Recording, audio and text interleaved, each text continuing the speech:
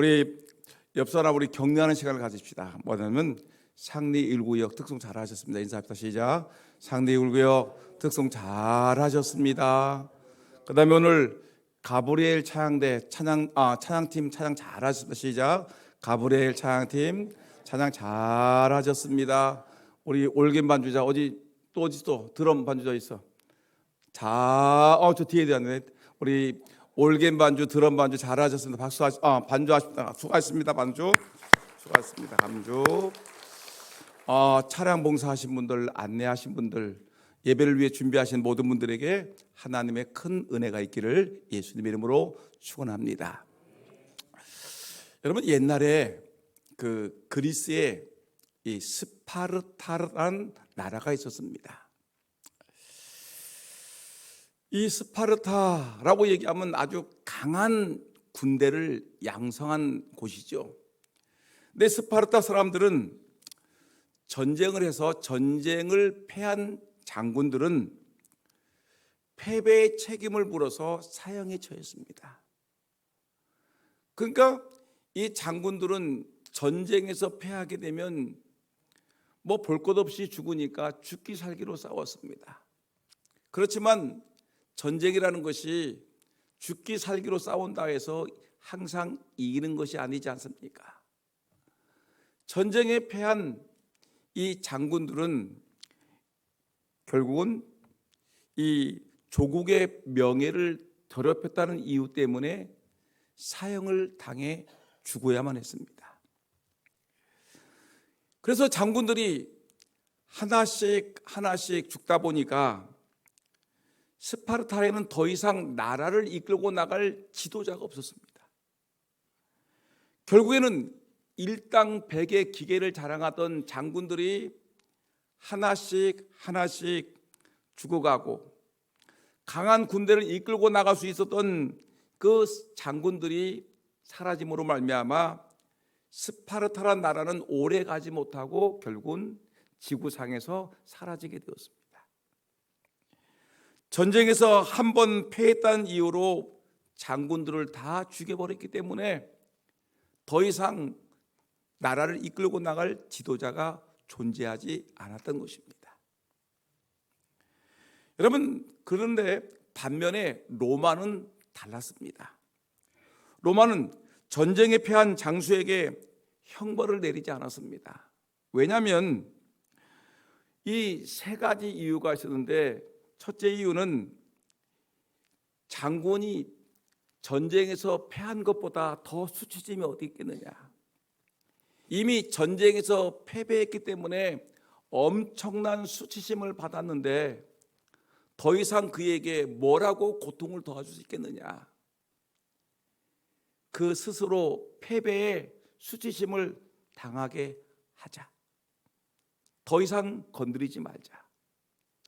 두 번째는 다시 한번 기회가 주어진다라면 명예회복의 기회로 삼게끔 격려해 주자. 세 번째로는 패배의 경험이 전투에서 오히려 큰 도움이 될 것이다.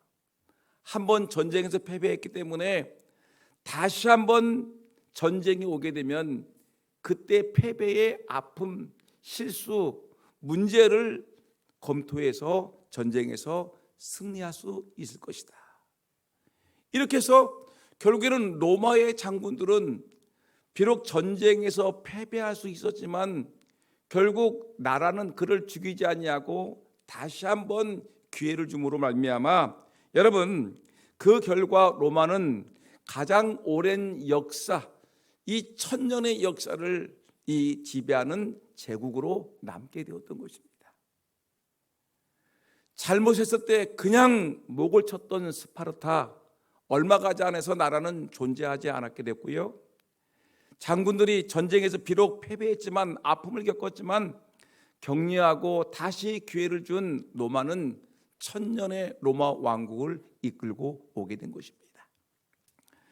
여러분, 이거를 보면서 우리는 우리 사회를 생각해 보는 것입니다. 지금 우리 사회는 어떻습니까? 아주 경쟁이 치열하지요. 이 치열한 경쟁 속에서 이기지 못하게 되면 망하는 것입니다. 성공 제일주의입니다. 1등 하지 않으면 우리 회사가 망하고 1등 하지 않으면 내가 망하고 또 실패한 사람들에게 지나치게 가혹한 평가를 내리는 것이 우리가 살고 있는 이 사회인 것입니다. 여러분, 이러다 보니까 많은 사람들이 더 이상 꿈을 꾸지 못하고 스스로 좌절 속에 살기도 하고 또 실패에 대한 자책감으로 삶을 포기하는 사람들이 종종 나타나는 경우를 볼 수가 있습니다. 종종 우리 주변에 자살하는 사람들이 나타나지 않습니까? 왜 그렇습니까? 어떤 문제가 있었어요. 그 문제를 사람들이 그냥 덮어주고 감싸주고 이해해주지 않냐고 몽땅 그 사람에게 덮어 씌우고 책임을 물으니까 견딜 수가 없으니까 결국 극단적인 선택을 할 수밖에 없게 되는 것입니다. 여러분, 전 세계에서 자살률이 제일 높은 나라 대한민국 왜 그렇습니까? 이 스파르타와 같이 한 번 실패하고 한 번 문제를 일으켰으면 결국은 견딜 수가 없고 한 번 실패한 것을 가지고 끝까지 책임을 묻다 보니까 결국은 사람들이 살아남지 못하는 것입니다. 견디지를 못하는 것입니다. 결국은 죽음에 이르게 되는 것입니다.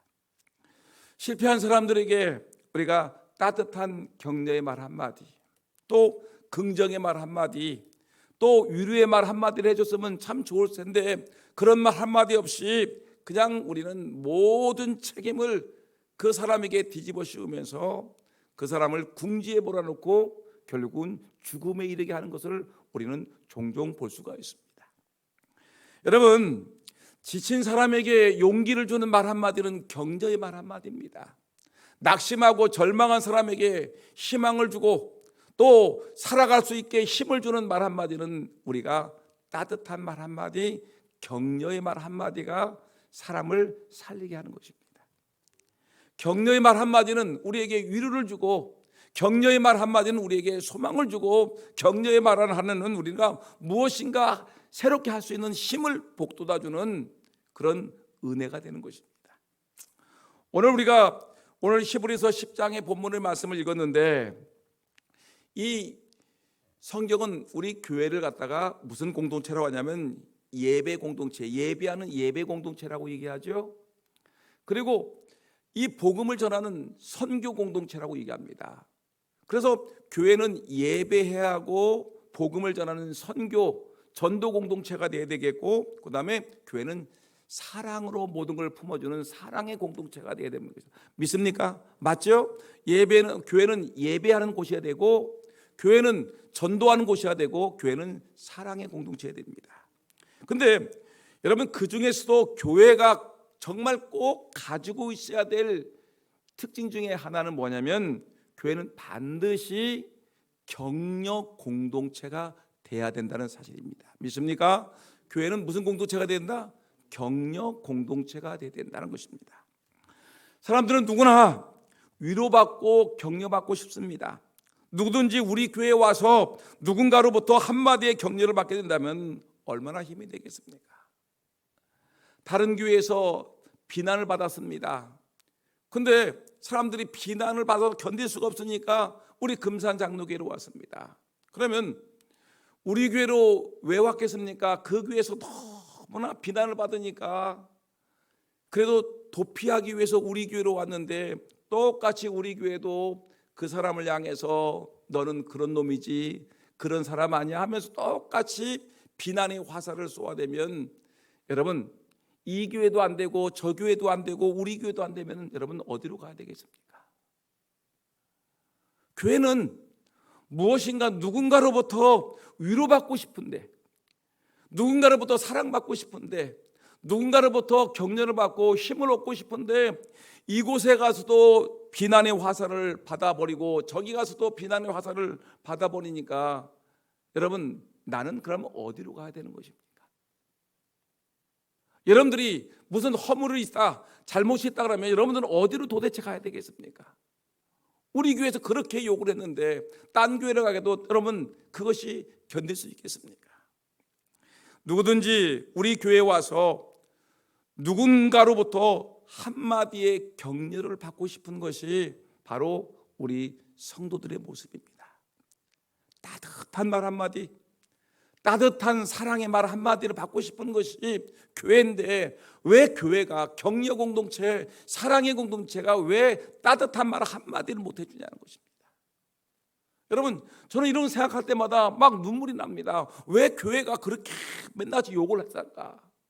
왜 이렇게 비난만 해달까? 왜 죽으라고 한 사람을 죽이려고 욕을 할까? 오늘 본문 24절 말씀 보니까 우리에게 얘기합니다. 서로 돌아보아 사랑과 선행을 격려하며. 따라합시다. 서로 돌아보아 사랑과 선행을 격려하며. 여러분, 교회에 오게 되면 여러분들의 격려가 필요한 사람이 누군가를 한번 돌아보시기 바랍니다. 안내하시는 분들이 있죠. 안내하시는 분들, 여러분들이 그냥 앉아가지고 그냥 인사만 꾸벅거리지 말고 그 사람의 눈동자를 좀 보며 그 사람들의 표정을 보면서 저 사람이 지금 마음의 상태가 어떤가, 어떤 모습일까, 내가 따뜻한 말 한마디 해주면 어떤 것이 있을까, 하나님이 나를 통해 격려하고자 하는 사람은 도대체 누구일까. 여러분, 그냥 아무런 생각 없이 돌아보지 마시고요, 좀 저 사람에게 내가 따뜻한 말 한마디 해줬으면 어떤 말 해주면 좋을까. 먼저 여러분 눈을 크게 뜨고 마음을 활짝 열고 사랑과 은혜를 가지고 여러분 우리 교인들을 여러분 품어주시고 격려의 말 한마디를 좀 해주기 위해서 여러분들이 좀 옆 사람들을 생각해 보면서 돌아봐 주시는 그런 은혜가 있기를 바라겠습니다. 낙심에 빠져 있는 성도는 누구인가? 지금 건강상 심각한 이유로 지금 울고 있는 성도는 도대체 누구인가? 신앙적으로 위축되어 있는데 저 사람의 신앙을 어떻게 내가 회복시켜 줄 수 있을까? 자기는 하나님께 나는 쓸모없는 사람이야, 내가 나이가 이만큼 들었고 나는 하나님 앞에 아무 쓸모없는 사람이야 라고 생각하는 나름대로 위축되어 있는 성도, 또 열등감에 빠져 있는 성도들이 많이 있습니다. 여러분, 이 낙심케 하는 거, 나를 절망케 하는 거, 나를 위축케 하는 거, 나로 하여금 나는 쓸모없는 존재다라고 생각하는 그 자체, 그리고 열등감에 빠져 있는 것은 이 하나님이 주는 마음이 아니라 사탄이 주는 마음인데, 사탄의 음성인데, 여러분 이 나는 절망, 낙심, 이 열등감, 여러 가지 나는 쓸모없는 사람이라고 생각하는 이 자체에 빠진 사람들에게 나는 소중한 사람이고 나는 사랑받을 만한 사람이고 나는 하나님의 백성이라는 이런 자부심과 은혜를 여러분 따뜻한 말 한마디를 가지고 격려해 줘야 되지 않겠습니까? 우리 교회가 이런 일을 좀 했으면 좋겠습니다. 좀 사람들에게 끼리끼리만 모여서 히히덕거리지 말고 좀 눈을 크게 떠가지고 혹시 외로운 사람은 없는지, 또 속상한 사람은 없는지, 우리와 함께 어울리지 못하는 사람은 없는지, 여러분 한번 눈을 크게 뜨고 우리가 좀 큰 눈을 가지고 큰 마음을 가지고 격려하고 위로할 사람들을 찾아주는 우리 금산 장로교회 성도 개개인이 되기를 예수님 이름으로 축원합니다. 여러분, 우리 교회는 이런 분들을 찾아서 격려해 줘야 되는 것입니다. 저는 종종 우리 교회 출석하시는 은퇴하신 목사님들과 사모님들을 생각해 봅니다. 또 우리 교회 은퇴하신 장로님들이 많이 계시죠. 그리고 연세가 지극히 되신 우리 권사님들을 저는 생각해 봅니다. 이분들이 종종 생각합니다. 목사님이나 은퇴하신 장로님이나 또 연세가 많이 지극히 드신 권사님들이 스스로 생각하기를 나는 쓸모없는가 봐. 예전에 내가 목사했을 때는 괜찮았는데, 내가 시무장로했을 때는 괜찮았는데, 내가 권사했을 때는 괜찮았는데, 내가 나이가 들고 몸이 연약하고 가진 것이 없으니 내가 무엇으로 무엇으로 내가 존재를 인정받을 수 있을까? 이분들이 때로는 제가 생각하기로는 때로는 마음이 많이 위축될 수가 있습니다. 연약한 마음을 가질 수가 있을 것입니다. 저는 생각해 봅니다. 은퇴하된 목사님들 지금은 연세가 늦어서 강단에 오를 수가 없었습니다. 그들이 정말 예전에는 젊어서는 그래 힘 있게 하나님 말씀을 선포하고 교인들을 위해서 그렇게 기도하셨는데 지금은 그렇지 못하니까 위축될 수가 있는데 저는 그분들에게 얘기합니다. 목사님, 그렇지 않습니다. 목사님 말씀을 통해서 위로받은 사람이 얼마이고 목사님의 기도를 통해서 힘을 얻은 사람이 얼마입니까? 목사님은 지금도, 사모님은 지금도 존귀하신 분이십니다. 이렇게 말씀을 드리고 싶습니다. 우리 교회 은퇴하신 장로들이 여럿이 계시죠. 연세가 지극히 드셔서 걷기도 불편하신 분도 있습니다.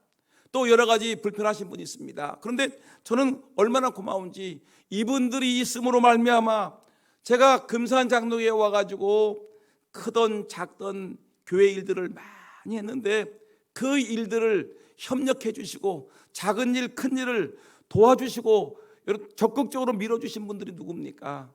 장로님들, 은퇴하신 장로님들이 존재하고 있었기 때문에 우리 교회가 이만큼 존재하고 있었고 이만큼 우리 교회가 성장하고 제가 이렇게 목회할 수 있었으니 은퇴하신 장로님들 정말 고맙고 감사하고 정말 고맙습니다.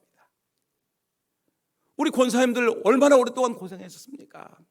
교회를 개척하실 때부터 지금까지 그렇게 애쓰고 수고하고 교회가 좋은 일만 있었습니까? 어려운 일 그렇게 많아도 불구하고 다른 사람들은 교회를 다 떠나고 뿔뿔이 흩어졌지만 이분들은 교회를 끝까지 지키기 위해서 눈물을 흘리면서 이 교회를 지키셨던 그 귀한 권사님들 아니셨습니까?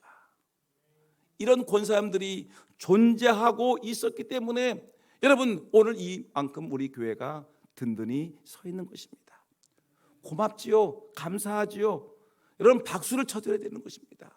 하나님께서 이들에게 큰 은혜와 복을 주시기를 예수님의 이름으로 축원합니다. 격려는 대단한 힘을 가지고 있습니다. 격려의 힘은 인격을 바로 세우는 것입니다. 격려의 말 한마디가 마음에 가득한 미움을 녹여버리는 것이고요. 격려의 말 한마디가 사랑과 용서를 만들어주는 것입니다. 그 때문에 여러분 우리가 살아가면서 무슨 말 하겠습니까? 미움의 말, 다툼의 말, 지적하는 말, 갈등의 말, 여러분 원수 맺는 말 이런 것이 아니라 우리의 말 한마디가 이제 살아가면서 따뜻한 말 한마디, 위로의 말 한마디, 격려의 말 한마디, 용서해 주는 말 한마디, 사랑의 메시지. 여러분 이 말씀을 해야지 언제까지 지적하고 책망하고 괴롭히고 여러분 남들의 마음을 상처 주는 말을 할 수 있겠습니까? 그래서 유명한 신학자 그 윌리엄 버클레이라는 사람이 있습니다. 아주 유명한 우리 신학생들이라면 목회자라면 이분 모르면 간첩이죠. 버클레이라는 유명한 신학자가 있는데 이분이 이렇게 얘기했습니다. 인간 최상의 의무 중에 하나는 격려의 의무다. 국방의 의무, 납세의 의무보다 더 중요한 것이 인간 최상의 의무 중에 하나는 격려의 의무다. 다른 사람의 정열에 찬물을 끼얹기는 쉽다. 다른 사람에게 찬물을 끼얹기는 좋고 다른 사람을 절망시키는 것은 훨씬 쉽지만은 이 세계는 다른 사람을 좌절시키는 사람들로 가득하다. 이 우리가 살고 있는 세계는 다른 사람들을 절망시키고 낙심하는 사람들로 가득한데 그러나 우리는 서로 격려해야 될 그리스도인으로서의 의무를 가지고 있습니다.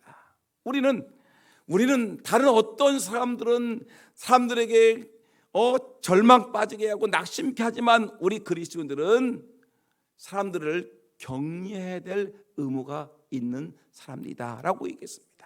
여러분 우리는 무슨 의무가 있다고요? 격려할 의무가 있습니다. 격려할 의무가 있습니다. 그러면 여러분 교회는 서로 격려하는 교회가 되어야 되겠죠. 남을 비난하거나 남을 책망하는 말보다는 위로의 말이 오고 가는 것이 교회가 되어야 되겠죠. 정치권을 보세요. 여당과 야당이 계속해서 끌어내리려고 비판하고 비난하고 욕을 하지요. 우리는 정치를 본받는 사람들이 아니죠. 정치를 본받는 사람 아닌데 계속 정치에 여러분 끌려다니죠. 세상에 끌려다니는 것이죠. 근데 우리 성경은 그렇게 얘기하지 않습니다. 용서하라. 사랑과 선행을 서로 격려하라. 이것이 하나님의 메시지인데 우리는 세상에 이끌려서 악한 마귀의 꾀에 세상의 소리에 이끌려가지고 자꾸만 비난하고 책망하고 지적질하고 사람들을 괴롭히는 일을 우리는 너무나 많이 하는데 이것은 하나님의 음성이 아니라는 것입니다. 하나님의 은혜 말씀은 사랑과 선행을 격려하자라는 것입니다. 여러분, 격려가 필요 없는 사람이 있을까 한번 생각해 보세요. 격려가 필요 없는 사람, 여러분 여러분들 담임 목사인 강단상에 서서 격려를 얘기하고 있는 저는 격려가 필요 없을까요? 여러분들이 저에게 격려를 해주셔 그러면 여러분 성경책 집어던지겠습니까? 실제 그런 일이 있었어요. 제가 예전에 개척교회 할 때 아주 못된 인간이 하나 있었는데 무슨 얘기하다가 목사님도 격려가 필요합니다. 너무 지쳤고 힘들었는데 무슨 얘기하다가 저도 격려를 받고 싶다니까 회의록을 갖다가 막 집어던지는 거예요. 무슨 목사가 격려가 필요하냐고. 이런 못된 인간도 있어요. 여러분, 최고 권력자인 대통령은 격려가 필요 없을까요? 미국 대통령은 격려가 필요 없을까요? 제가 책을 보다 보니까 깜짝 놀랄 만한 놀라운 기록이 있었는데 미국의 아브라함 링컨 기념 박물관을 저는 가보지 못했지만 거기에 관한 글을 읽었는데 아브라함 링컨이 암살을 당했지요. 근데 거기에 아브라함 링컨이 암살을 당해가지고 그 기념관에 그가 암살당할 때 그 주머니 속에 있는 그 개인 소지품을 갖다가 이렇게 비치를 해놨는데 4가지 물건이 나오는데 첫째가 뭐냐면 링컨이 쓰던 손수건, 두 번째 안경집이 나왔어요.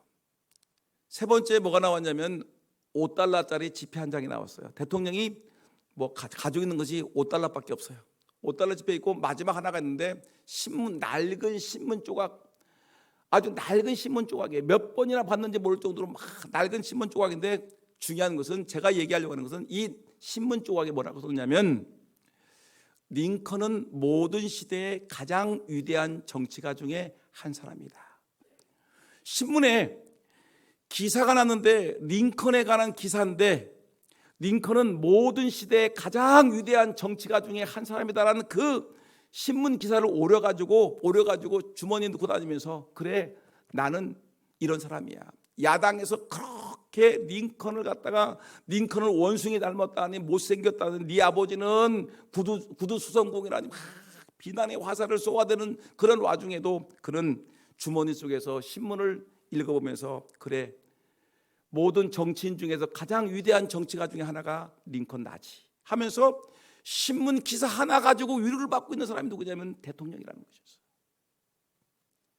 여러분, 미국의 권력자도 신문 조각, 신문 기사 한 줄, 링컨은 모든 시대의 위대한 지도자라는 그 말 한마디를 가지고 위로를 받으면서 살았던 사람이에요. 모든 사람들이 다 위로받고 싶고 격려받고 싶고 칭찬받고 싶고 사랑받고 싶은 사람이라는 거예요. 여러분, 그런데 인간의 마음이 그런데 왜 여러분들은 그걸 모르고 왜 그렇게 비난의 화살을 쏘아대고 저 사람 그래 하면서 몇 사람이 모아가지고 수근수근거리면서 흘끗흘끗 눈을 흘키면서 여러분 그 사람을 비난하고 여러분 이렇게 괴롭히냐는 것입니다.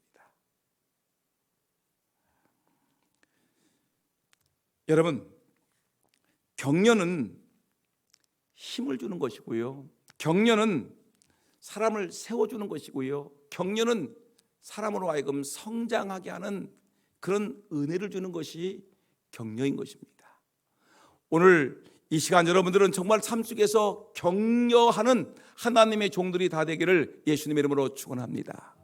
그럼 우리가 삶 속에서 우리가 격려를 받아야 되는데 그러면 우리가 격려라는 것이 중요한데, 그러면 격려를 우리가 어떻게 받아야 될까요? 격려를 만들어가는 그 비법은 뭘까? 여러분, 사람들이 나를 향해서 격려를 하지 않는다고 해서 너무 낙심하지 마세요. 격려를 만들어가면 되지 않겠습니까? 어떻게 하냐면, 오늘 본문의 말씀 보니까, 히브리서 10장의 말씀 보니까 격려를 만들어가는 방법이 몇 가지가 있는데, 첫째가 뭐냐면, 격려는 하나님께 나아갈 때 만들어집니다. 따라합시다. 격려는 누구한테 나아갈 때 만들어진다고요? 하나님께 나아갈 때 하나님이 우리에게 격려를 주시는 거예요. 오늘 우리가 격려를 얻을 수 있는 방법을 보는데, 오늘 읽지 않았지만 본문 22절 마지막 부분에 보니까 어떤 내용이 나냐면, 여러분 다 읽어볼까? 시작. 차한 마음과 온전한 믿음으로 어디로 가자? 하나님께 나아가자. 따라합시다. 하나님께 나아가자. 여러분, 하나님께 나아가자. 하나님께 나가는 것이 격려를 얻는 지름길이라는 것입니다. 사람에게 얻는 것보다 하나님께 얻어지는 격려가 더 중요하죠. 근데 이 격려는 하나님이 주신다는 거예요. 하나님께 가면 위로가 있고 격려가 있기 때문에 하나님께 나아가자는 거예요. 여러분들은 하나님이 격려해 준다는 것을 알고 계시죠? 하나님은 언제나 오늘이나 어제나 오늘이나 내일이나 내가 낙심될 때, 내가 주저앉을 때, 내가 상심될 때, 내가 절망받을 때, 남들이 나를 왕따시킬 때, 나에게 사람들이 비난의 화살을 쏘아댈 때, 그럼에도 불구하고 하나님은 나를 사랑하셔서 나에게 격려의 말씀을 해주십니다. 믿습니까? 하나님이 어떻게 격려해 주냐 한번 볼까요? 이사야 41장 10절 말씀, 다 알고 있는 말씀인데 이 말이 나에게 격려를 주는 말. 시작. 두려워하지 말라. 내가 너와 함께함이라. 여러분, 두려움 속에 있는 나에게 누가 격려합니까? 하나님이 격려하기를, 얘야 두려워하지 말아라. 내가 너와 함께할게. 얘야 놀라지 마. 나는 내 하나님이 됨이라. 내가 너를 굳세게 하리라. 참으로 너를 도와주리라. 참으로 나의 의로운 오른손으로 너를 붙들어 줄 테니까 너 두려워하지 말고 걱정하지 마라. 우리 하나님이 여러분들에게 말씀하기를, 지금 여러 가지 삶의 문제 때문에, 질병 때문에, 또한 가난 때문에, 또한 여러 가지 갈등 때문에, 또한 나의 연약함 때문에 두렵고 놀라고 어려움 중에 있는 성도들이요, 오늘 하나님은 우리에게 말씀합니다. 하나님께 가까이 나가게 되면 하나님 말씀하십니다. 아무개 집사야, 아무개 권사야, 아무개 장로야, 두려워하지 말라. 내가 너와 함께할게. 놀라지 말아라. 나는 내 하나님이니라. 내가 너를 굳세게 하리라. 너를 도와주리라. 참으로 나의 의로운 오른손으로 너를 붙들어 주리라. 여러분, 주의 위로가 있기를 주의 이름으로 축원합니다. 예레미야 29장 11절 말씀입니다. 오늘 우리에게 말씀하기를, 여호와의 말씀이라. 너희를 향한 나의 생각을 내가 아나니 너희들 평안이요 재앙이 아니라. 내가 너희에게 재앙 내리지 않고 뭘 주겠다? 평안을 주겠다. 너희에게 미래와 희망을 주는 것이다. 너희에게 미래가 있을 것이고 너희에게 희망이 있을 것이다. 우리 하나님 우리에게 이렇게 말씀하시는 것이에요. 여러분, 절망하지 마세요. 낙심하지 마세요. 힘들어하지 마세요. 하나님께 우리에게 주신 것은 여러분들의 평안입니다. 재앙이 아니고 평안이에요. 너희에게 미래와 희망을 주노라. 우리 주님이 우리에게 말씀하십니다. 하나님께 나오기만 하면, 여러분, 이 강단에서 하나님 말씀이 선포되고요, 여러분 기도하는 중에 하나님의 위로가 있고요, 하나님 말씀을 읽을 때 하나님의 생명의 말씀이 나에게 위로와 격려가 되기 때문에 하나님께 나오면은 하나님 주시는 격려가 있다. 사람이 비록 그 격려의 의무를 까먹을지라도 하나님이 너에게 주겠다. 격려를 주겠다는 것입니다. 시편 23편 4절, 시편 23편을 다 적으려고 하다가 너무 많은 것 같아서 4절 한 절만 시작. 내가 사망의 음침한 골짜기로 다닐지라도 해를 두려워하지 않을 것은 주께서 나와 함께 하심이라. 주의 지팡이와 막대기가 나를 안위하시나이다. 얼마나 감동적이에요. 저는 시편 23편을 외울 때마다, 우리 하나님은 이런 좋으신 분이구나. 내가 아무것도 없을 때 주님이 나와 함께 계시구나. 내가 정말 절망에 빠졌을 때 나의 희망을 주는 분이시구나. 나에게 은혜를 주시는구나. 나에게 소망을 주시는구나. 여러분, 하나님은 끊임없이 우리를 격려해 주시고 그 격려를 통해 힘을 주고 싶어 하시는 분이신데, 참된 마음으로 하나님께 나아가면 하나님께서 격려에 힘을 주시고 은혜로 나를 세운다는 기억하고 끊임없이 하나님께 나오시는 저와 여러분 되기를 주의 이름으로 축원합니다. 힘들으면 새벽에 나와서 기도하세요. 새벽에 말씀을 들으세요. 새벽에 기도해서 하나님을 만나세요. 때로는 여러분 성경을 읽으세요. 하나님께 나오세요. 기도하세요. 여러분, 하나님께 나올 때 놀라운 은혜가 있는 것입니다. 그래서 격려의 법칙, 야고보서 4장 8절 전반부, 야고보서 4장 8절 시작. 하나님을 가까이 하라. 그리하면 너희를 가까이 하시리라. 격려의 법칙, 야고보서 4장 8절. 하나님을 가까이 하라. 그러면 하나님이 너희를 가까이 하시리라. 이 말씀을 우리 연세 드신 우리 권사님들, 우리 은퇴하신 장로님들, 우리 은퇴하신 목사님, 사모님들, 여러분 또한 이 자리에 계신 여러분들, 힘들고 어려운 여러분들, 우리 하나님께 가까이 나가 하나님의 위로를 받으시기를 주의 이름으로 축원합니다. 그 다음에 우리가 격려를 받는 또 하나의 비법이 있습니다. 그건 뭐냐면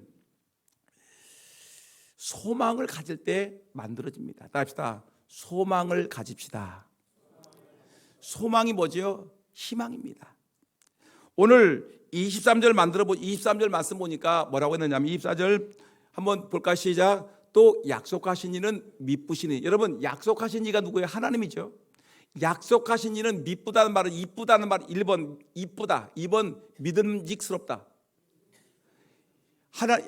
약속하신 하나님은 이쁘신 하나님이시다? 아니죠. 약속하신 하나님은 믿음직한 분이시다.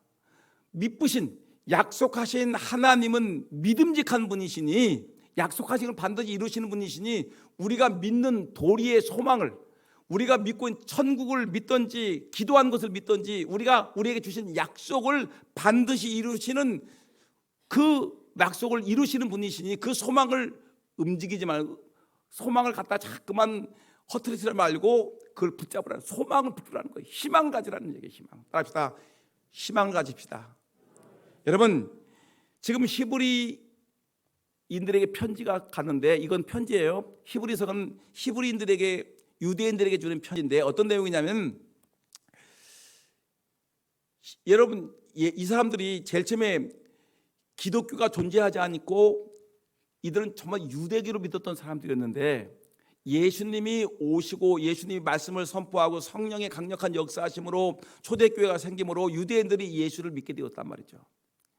근데 유대인들이 예수를 믿으면은, 여러분, 사람들 유대인들이 너희들 기독교 믿었으니 잘 믿었다고 박수를 쳐줄까요? 아니면 핍박하고 괴롭혔을까요? 그렇죠. 당연하죠. 유대교를 믿었던 사람이 개종해가지고 기독교를 믿고 예수를 믿으니까 이놈들 봐라 하면서 괴롭히고 때리고 쫓겨나고 두들겨 맞고 감옥에 들어가고, 때로는 집안에서 쫓겨나고 직장에서 쫓겨나고 먹고 살 길이 없었어요. 핍박 박해를 받았어요. 근데 이들에게 격려를 주는 겁니다. 얘들아, 너희들 예수 믿는 이유 때문에 핍박을 받고 괴롭힘을 당하지, 근데 하나님이 반드시 너희들에게 이 박해를 끊어버릴 거야. 반드시 너희들에게 하나님의 은혜가 임해서 너희들에게 정말 저 천국의 소망과 하나님의 은혜가 이전까지 경험하지 못했던 놀라운 축복이 너희들에게 임할 줄 믿습니다. 이렇게 하는 것이에요. 희망을 가져라. 하나님, 너희들이 박해가 끊어질 그날이 올 것이다. 너희들에게 자유롭게 하나님을 믿을 수 있는 그날이 올 것이다. 희망을 가져 하고 말씀을 하는 것인데, 지금 2000년 전에 그 현실로 이 말씀을 믿기로는 너무너무 힘든 말씀이었는데 이들은 그 말씀을 믿는 것입니다. 믿는 거예요. 그래, 소망을 가져라. 격려하는 겁니다. 핍박과 박해를 받고 있는 사람들에게 지금 이 히브리서 기자는 너들 낙심하지 말고 희망 가져. 하나님께서 너희에게 힘 주실 거야. 약속대로 반드시 너희들을 자유롭게 큰 축복을 주실 거야 라고 얘기하는 것입니다. 여러분, 정말 이거 어떨까요? 그런데 이들은 이것을 믿었어요. 가능할까? 가능하지 않을까? 2000년 지금 우리가 볼 때 2000년이 지난 지금은 얼마든지 가능한 거죠. 이루어졌죠. 근데 그 당시 사람들은 막 예수를 믿는 이유 때문에 집안에 쫓겨나고 두들겨 맞고 감옥에 가고 어떤 사람 스데반 집사 같은 사람 돌에 맞아 죽음을 당하고 막 이런 괴로움이 있는데, 사도 바울은 복음을 전하다가 두들겨 맞아가지고 막 죽을 뻔했는데 감옥에 갔는데 과연 우리는 어떻게 될까? 이런 어려움 중에 있는데 이 히브리 기사는 믿음으로 이겨내라는 것입니다. 소망을 가져라. 여러분, 소망이라는 것이 우리에게 희망을 주는 것입니다. 힘을 주는 거예요. 저는 찬송을 부를 때 어떤 찬송이 있느냐면 찬송가 242장 황무지가 장미꽃같이라는 노래가 있죠. 찬송 있죠. 황무지가 장미꽃같이 피는 것을 볼 때에 구속함에 노래 부르며 거룩한 길 다니리. 보세요. 황무지가 장미꽃같이 피는 것을 볼 때, 여러분, 황무지에서 장미꽃이 핀다는 것은 희망이 없는 거예요. 근데 황무지가 장미꽃같이 피는 것을 볼 때에 구속함에 노래 부르며 거룩한 길 다니리. 희망을 갖고 있는 거죠. 지금 우리의 현실이 황무지 같은 현실인데 장미꽃이 피는 그날이 올 거지. 3절, 마른 땅에 샘물 터지고 사막에 물을 흐를 때. 보세요. 마른 땅에 뭐가 터져요? 사막에 샘물이 터져요. 마른 땅에 샘물이 터지고 사막에 물이 흐를 때 기쁨으로 찬송 부르며 거룩한 길 다니리. 지금 핍박받고 고난 중에 있고 두들겨 맞고 감옥에 가고 예수 믿는 이유 때문에 죽을 고비를 당하지만 너희들 황무지가 장미꽃을 피는 날이 올 거야. 마른 땅에 샘물이 터지고 사막에 물 흐르는 날이 올 거야. 너희들 그때는 구속함에 노래 부르고 기쁨으로 찬송을 부를 거야. 여러분, 이런 놀라운 하나님의 은혜가 임한다는 것입니다. 이럴 때 여러분, 이 소망을 갖게 되면 우리에게 뭐가 힘이 생기는 거예요. 이게 격려예요. 격려.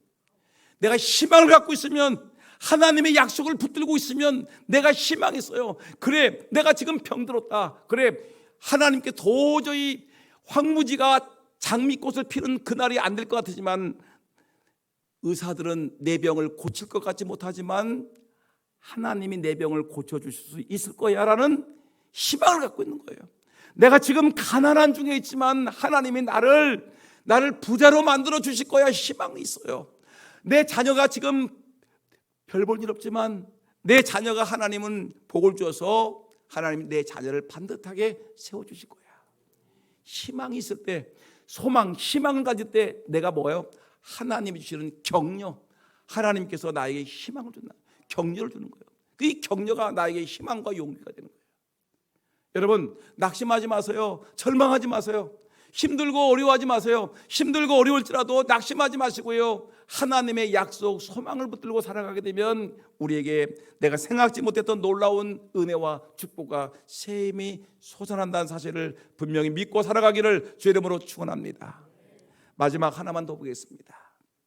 격려는 어떻게 만들어가는 것이냐? 하나님께 나올 때, 두 번째 소망을 가질 때, 세 번째 서로 격려할 때 만들어가는 것입니다.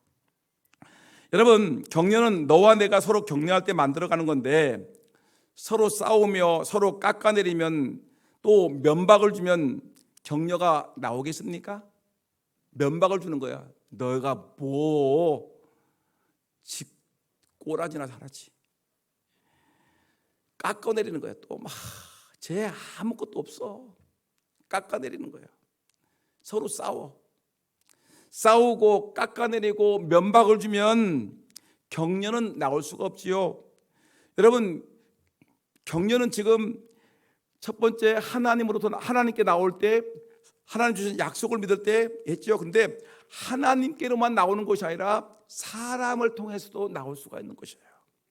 오늘 24절 25절 한번 읽어볼까요? 하면 다 같이 시작. 서로 돌아보아 사랑과 선행을 격려하며 모이기를 피하는 어떤 사람들의 습관같이 하지 말고 오직 권하여 그날이 가까움을수록 더욱 그리하자. 여러분, 서로 돌아보아. 따라합시다. 서로 돌아보아. 서로 돌아보아 사랑과 선행을 격려하며. 여기서 보니까 이 말씀은 힘들수록 힘써 모여서 서로 격려하자는 말씀인데, 격려라는 말을 우리가 이 원어를 보아야 됩니다. 격려가 뭐냐? 헬라어로는 파라칼레오. 이 말에 중요한 의미가 있습니다. 파라란 말과 칼레오란 말이 합성어인데, 파라란 말은 뭐냐면 옆이란 말이에요. 파라, 옆에, 옆. 그 다음에 칼레오란 말은 뭐예요? 소리친다. 이 말이 뭘까요? 파라칼레오란 뭐예요? 옆에서 응원해 주는 거야. 소리쳐 주는 거야. 야, 너 잘할 수 있어. 너 희망 있어. 너 괜찮아. 너 자랑스러운 너야. 그럼 옆에서 자꾸만 뭐 해주는 거예요? 옆에서 힘내라고 응원해 주는 것을 갖다 우리는 격려, 파라클레오. 옆에서 소리쳐 주는 거예요. 여러분, 이 말이 파라칼레오란 말이 이게 동사가 되게 되면 뭐가 되냐면 파라클레토스가 돼요. 파라칼레오는 동사, 파라칼레토스는 뭐냐면 명사가 되는데, 이 말은 뭐냐면 성령이란 말이에요. 성령을 우리는 보혜사 성령이라고 하죠. 성령인데, 성령은 이 정확한 의미의 뜻은 뭐냐면 내 옆에서 응원해 주는 격려자, 그리고 위로자가 바로 성령이란 말이에요. 그러니까 성령님은 내게 오셔서 뭘 해주는 거예요? 내가 낙심하고 절망했을 때 나에게 와셔서 말없이 나를 위해서 조용히 기도해 주는 분, 나에게 힘내라, 홍 목사야 힘내라, 안목의 장로야 힘내, 안목의 권사야 너 잘할 수 있어 하면서 나를 응원하고 격려하고 나에게 박수를 쳐주는 사람 누구예요? 성령 하나님이란 말이죠. 내가 기도하지 못할 때 나를 위해서 기도해 주는 사람, 내가 예배당에 가지 못하고 게을러서 막 게으름 피고 있을 때 얘야 교회 가야지 하면서 나를 다독거려 주면서 나를 이끌어 주는 사람이 누구예요? 성령님이란 말이죠. 여러분, 이 바로 옆에서 응원해 주는 사람이 바로 격려란 말은 성령님인데, 그러면 여러분, 우리 하나님의 교회는 어떤 곳일까요? 성령의 인도함을 받는 교회인데, 여러분들 마음속에 누가 계시다고요? 성령님이 계십니다. 내 안에는 성령 하나님이 계십니다. 성령 하나님이 하는 일은 뭘까요? 책망하는 일이 아니라 위로하고 격려하는 말이에요. 그러니까 여러분, 이거 비난하고 책망하는 것은 성령의 일이 아니에요. 옆에서 격려하고 위로하고 힘을 북돋아 주는 사람, 이 사람이 바로 하나님의 백성의 모습인 것입니다. 여러분, 우리 교회 아까도 얘기했죠. 우리 교회, 여러분, 우리 교회에 들어오게 되면 우리 교회가 무슨 공동체가 되어야 되는 겁니까? 격려와 위로와 사랑의 공동체가 되는 것이죠. 그런데 다른 교회에서 상처받고 돌아왔는데 우리 교회가 막 입방을 쪄대는 거예요. 저 인간 저 교회에서 그래가지고 쫓겨났대. 그래가지고 막 입방을 찌게 되면 여러분, 그 사람은 도대체 어디를 가라는 얘기예요? 죽으라는 얘기죠. 그럼 교회가 죽이는 곳입니까? 살리는 곳입니까? 교회는 살리는 곳이죠. 계속해서 이 교회도 쪼이고 저 교회에서도 비난의 화살을 쏘아대고 저기에서 도끼날을 날리고 여기서는 칼날을 휘날리면 이 사람은 어디로 갑니까? 죽을 수밖에 없어요. 상처받은 영혼, 심신이 연약한 영혼, 여러분, 우리가 누구든지 간에 여러분 위로하고 격려하는 하나님의 사람이 되기를 예수의 이름으로 축원합니다. 유명한 말이 있어요. 유명한 말 있는데 뭔데? 서로 돌아보아 사랑과 선행을 격려하는 이런 사람이 될 텐데, 유명한 책 하나가 있는데 칭찬은 고래도 춤춘다. 여러분 들어보셨죠? 아주 오래된 책인데 따라합시다. 칭찬은 뭐도 춤추게 한다? 고래도 춤춘다. 근데 이 칭찬이라는 말을 갖다가 제가 격려라는 말로 바꿔봤어요. 그럼 10가지 계명인데 칭찬의 10가지 계명, 격려의 10가지 계명 한번 읽어보겠다. 시작. 격려할 일 있으면 즉시 격려하라. 한번 보세요. 옆 사람 한번 보세요. 격려할 일이 뭐가 있을까? 격려할 일 있으면 즉시 격려하라. 멱살 잡지 말고 격려할 일 있으면 즉시 격려하라. 두 번째, 크게 시작. 잘한 점을 구체적으로 격려하라. 세 번째, 가능한 공개적으로 격려하라. 가능한 상리 1구역 잘하셨어요. 가브리엘 찬양단 잘하셨어요. 핸드팬 잘 울리고 있어요. 가능한 공개적으로 격려하라. 격려하라. 차량 운행 잘하셨어요. 잘하셨어요. 박수 치지 마시고요. 네 번째, 다 같이 결과보다는 과정을 격려하라. 결과는 실패했어도 열심히 하셨잖아요. 그죠? 열심히 하셨어요. 결과보다는 과정을 격려하라. 다섯 번째, 사랑하는 사람을 대하듯 격려하라. 사랑하는 사람을 대하듯이 대하다. 미운 놈 대하듯이 하지 말고 사랑하는 사람을 대하듯이 격려하라. 여섯 번째, 거짓 없이 진실한 마음으로 격려하라. 내 말하는 것을 저 사람 알아. 저 뻥뻥을 하는 거야.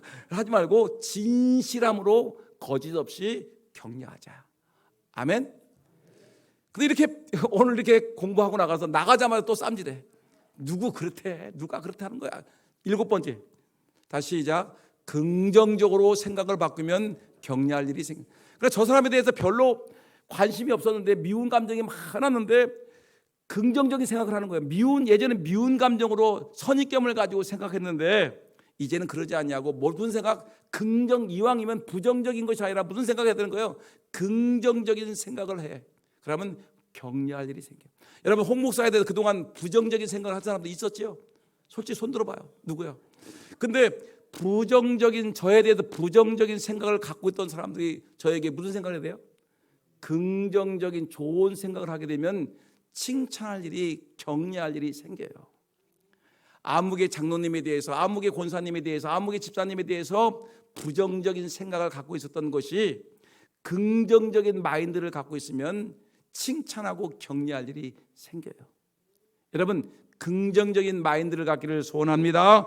여덟 번째, 시작. 일의 진척 사항이 여의치 않을 때 더 잘 안 돼. 내가 지켜봤는데 안 돼. 그래도 어떻게 해야 됩니까?